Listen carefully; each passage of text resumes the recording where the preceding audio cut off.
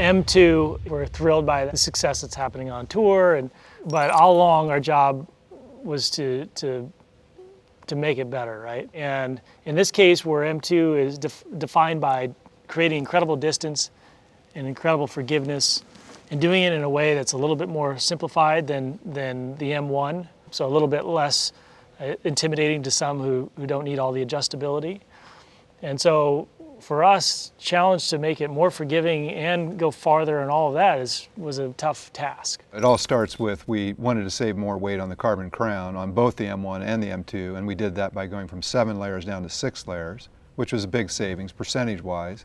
But at the same time on the M2, we have a lot of titanium still left on here, and we've been working for over 20 years on trying to make titanium better, thinner. We were still looking for, can we get more weight out of it? Because we're pretty much down to minimum thickness. We're thick, thin on the sole, everywhere we can go. And we've been working for several years now on a new breakthrough titanium alloy that's going to save even more weight. And we were finally able to qualify that. I mean, you look at the progression of golf club design over, since metal woods came out, it's pretty much been about making things lighter, making portions of it lighter so we can free up weight to move that mass to where we want it.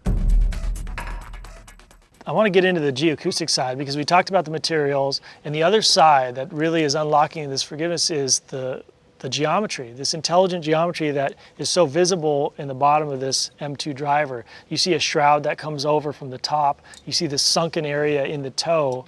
And typically, you don't raise the sole of a club, especially a driver, because you're trying to keep the weight down. I mean, the main goal of this head was to make it larger, and so we needed to free up volume somehow. So we sink the toe up into the head, and when you move mass up, you want to do it with as little mass as possible. So we utilized the thick, thin tie structure that we've previously done with the 911 material and applied the honeycomb structure to the bottom of the head. So when you move all that mass up into the head, you're doing it with as little as possible. And that frees us up to take all that extra mass and move it to an area that's ideal in terms of performance. In terms of volume, it allowed us to make the head bigger, the face larger, the address size bigger. We were able to scoop out that extra area. Yeah. It's just like mass. Like you're able to scoop out the extra volume and put it in a place that you want to see it. I think that's an incredible breakthrough in the sense that now you're sitting down, you're looking at a bigger head, so it looks more forgiving. You have more surface area, from the face. All of that sort of came to life through that technique. And then the acoustical side of it. It's like we plowed through this door of innovation as it relates to the geometry, and then all of a sudden we have these other incredible benefits. So one of the things that as we were shooting for getting more volume out of the head, basically hogging volume out of the sole to get a bigger head, is a drop sole portion here with some curvature that is smaller than the original sole shape. And what that did for us is it makes a stiffer structure. Therefore, we were able to have good sound, good quality sound coming from the sole without having a ton of ribs, which we needed for the other inverted shapes or other irregular shapes of this sole portion.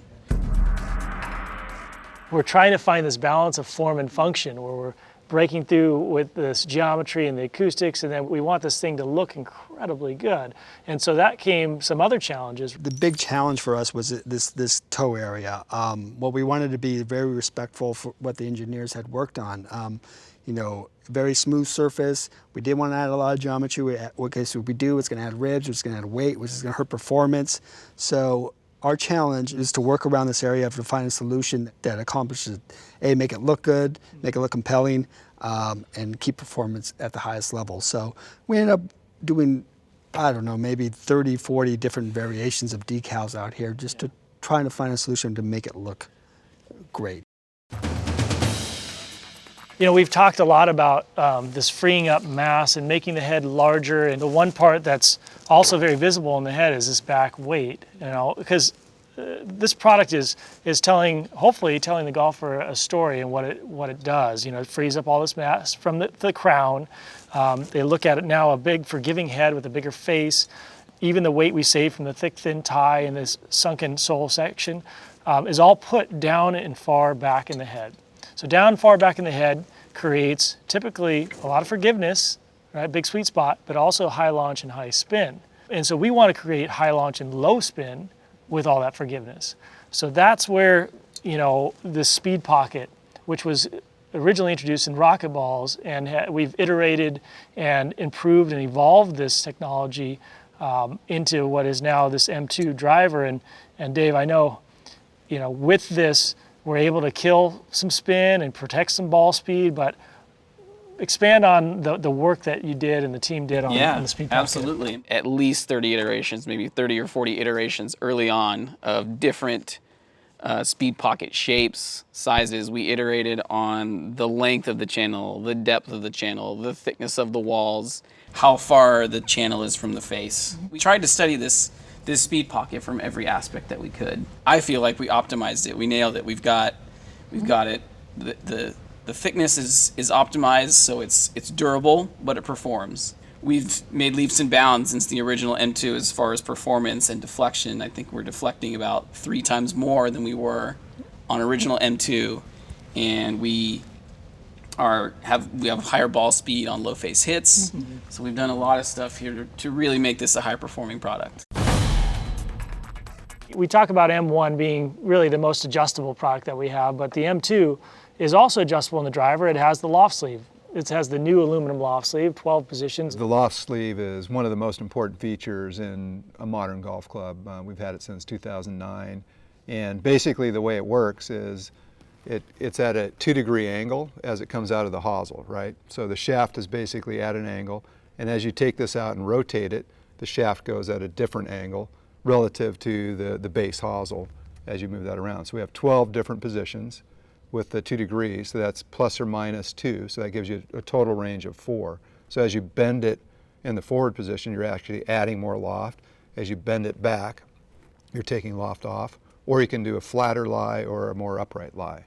And one of the things that's interesting is as you do that, as you add and subtract loft, you also change how the club sits on the ground, which we call face angle, which is also very important because golfers are very particular about what the face angle of the club can be. So you can dial in your face angle with this feature as well. One of the most exciting things for me on these products this year is the new construction method, which we're referring to as the FF to FF process. So what we're doing is we're bonding a finished carbon crown to a finished casting. That's different from the traditional sense of how composites and alloys have been married in golf clubs before. When you look at clubs in the past, the composites, including the original M1, we painted over that bond joint. There are a lot of past club designs where they use a spray fade. Why? Because in order to do a final finish to final finish construction, it has to be precise. And I think it's a great point because knowing that it has that effect on performance and knowing that we can repeat it every time instead of having to create that look, through masking and painting and to do it every time and know that we're going to get the performance that we designed it to be is huge. It's a huge improvement. One of our strengths, I think, as a team, and we talk about it a lot, is this collaboration between design and engineering, and I think at an all-time high, to be honest, with these products.